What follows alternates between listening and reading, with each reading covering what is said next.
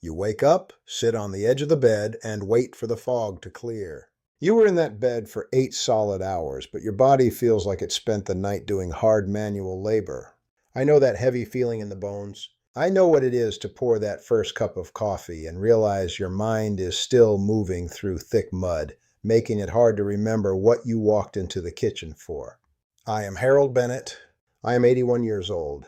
I spent a good chunk of my adult life in community health education, trying to make medical information useful for ordinary folks working in factories and offices. But a few years ago, right here in Scottsdale, I found myself sitting on my own bed, wondering if my mind was finally starting to slip. I was forgetting simple words. My blood pressure, which I had always managed reasonably well, was creeping up. The fatigue was a weight I dragged around all afternoon. I mentioned this to my daughter Laura, who works as a registered nurse over in Phoenix. She did not ask about my diet. She did not suggest a new supplement. She simply asked me to describe exactly what was sitting on my nightstand and what was plugged into my bedroom walls.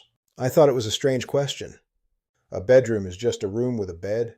But Laura told me something that made me look at my house differently. The body does not just turn off when we close our eyes. It goes to work. It repairs worn tissues, clears out metabolic waste from the brain, and stabilizes blood pressure. It is exactly like a night crew coming into a manufacturing plant to do heavy maintenance on the machinery. But I was unknowingly making it impossible for that crew to do their job. I had filled my room with silent obstacles. The first thing that had to go was something most of us keep right next to our heads: my cell phone. I used to think it was just a convenient alarm clock.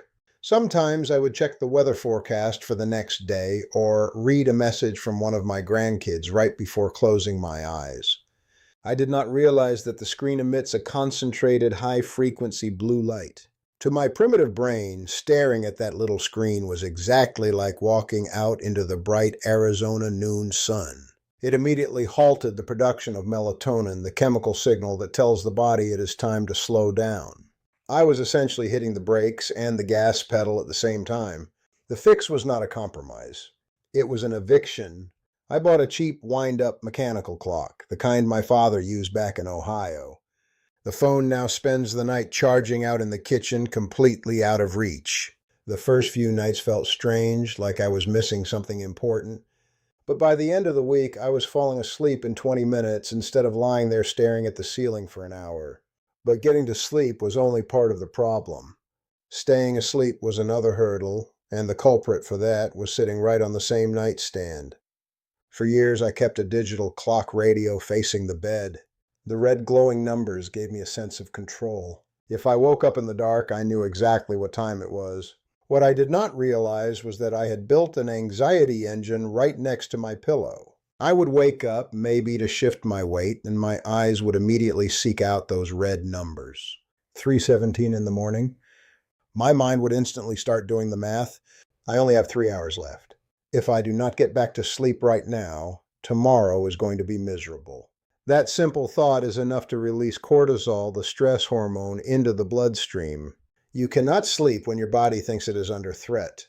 So I took that clock and physically turned it around to face the wall. The time passes whether I am staring at it or not. Removing the tyranny of those numbers gave my mind the permission to just drift back off without keeping score. As the nights got a little better, I noticed something else disrupting my rest. During the cooler winter months here, my joints can ache, so I had started using an electric heating blanket.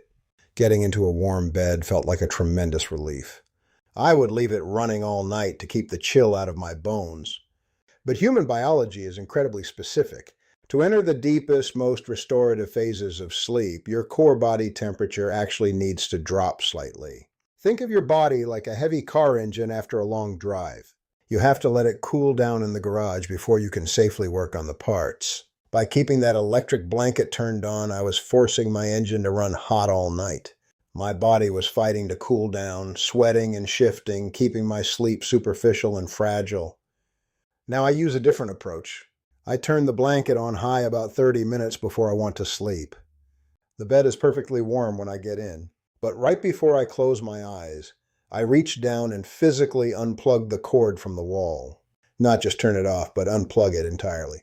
I let the bed cool naturally through the night, exactly the way my body needs it to. Once I fixed the temperature, I had to confront a habit that I thought was actually keeping me healthy.